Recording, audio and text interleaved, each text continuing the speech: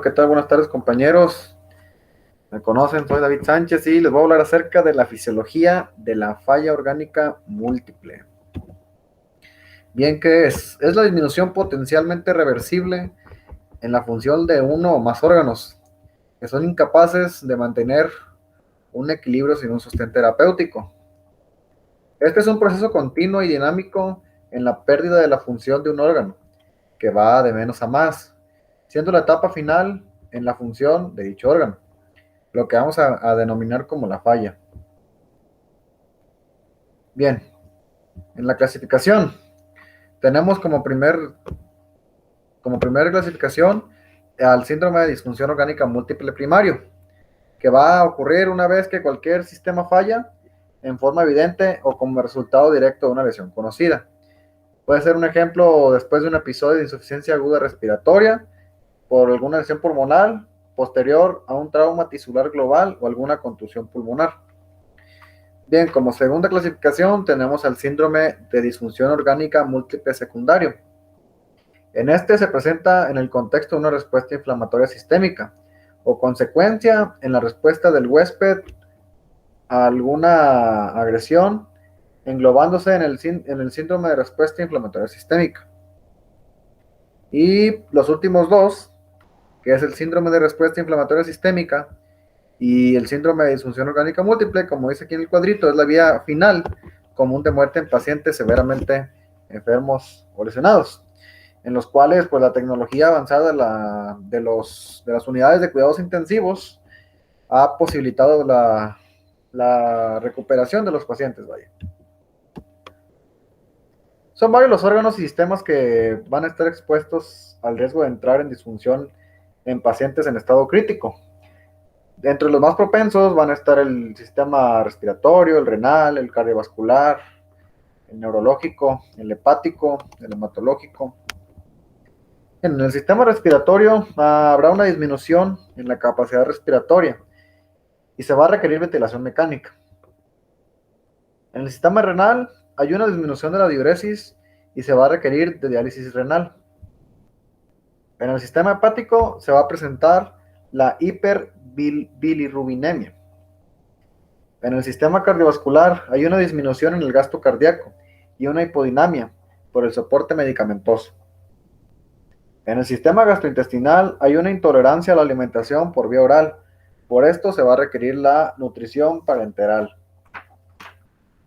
En el sistema hematológico, los tiempos de coagulación de la sangre y el número total de plaquetas aumentan alrededor de un 25%. Y en el sistema neurológico va a haber alteraciones mentales en coma y un puntaje menor de 6 en la escala de coma de Glasgow en ausencia de sedación. Son varios los factores de riesgo o predisponentes relacionados con el desarrollo de la disfunción orgánica múltiple, que pueden contribuir a la aparición de alteraciones en el proceso de respuesta ante las agresiones. Frecuentemente un paciente evidencia datos de ellos al mismo tiempo. Los factores más comunes encontrados son la reanimación retardada o inadecuada, un foco infeccioso o inflamatorio persistente, la presencia de hematomas, pacientes mayores de 65 años, alguna disfunción orgánica previa, ya puede ser alguna enfermedad renal con uremia, alguna enfermedad con una insuficiencia cardíaca congestiva o alguna enfermedad hepática.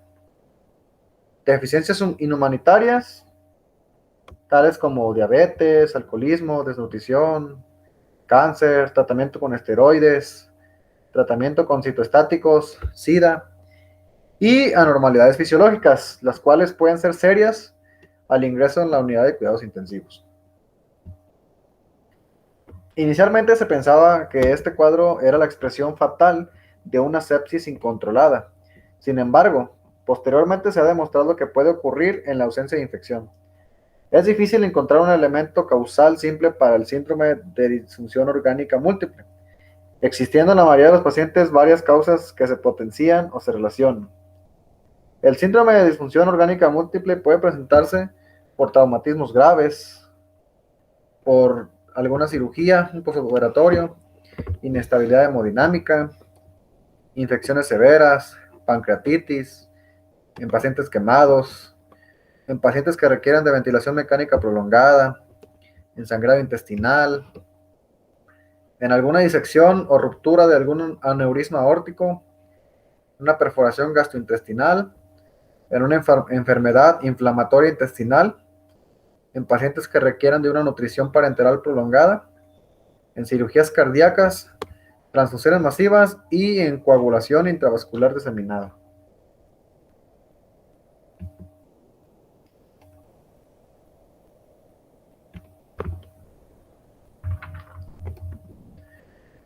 Bien, la fisiopatología. Una vez que se produce el ingreso del patógeno, se desencadenan múltiples reacciones en todo el sistema del individuo.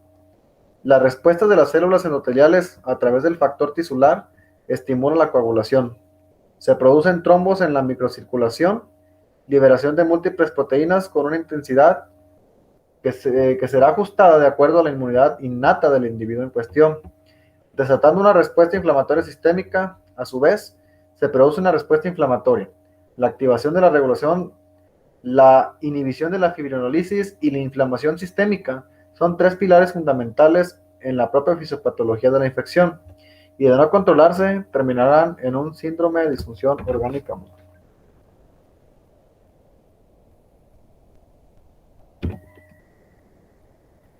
Los mismos signos y síntomas característicos de sepsis pueden aparecer en una entera inflamación sistémica, por lo que el diagnóstico y la misión de la severidad del proceso séptico puede ser difícil. Durante los últimos años se ha buscado un marcador clínico de laboratorio capaz de identificar a los pacientes con sepsis, diferenciándolos de los portadores de otras patologías que también pueden cursar por un síndrome de respuesta inflamatoria sistémica, lo cual se complica a un síndrome de disfunción orgánica múltiple. Entre ellos podemos mencionar la procalcitonina, que es una prohormona producida en la glándula tiroides, cuya tasa sanguínea se eleva con una septicemia.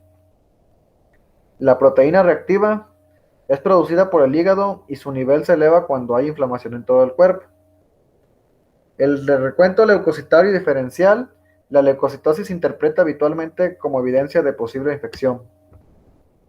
Los parámetros de coagulación.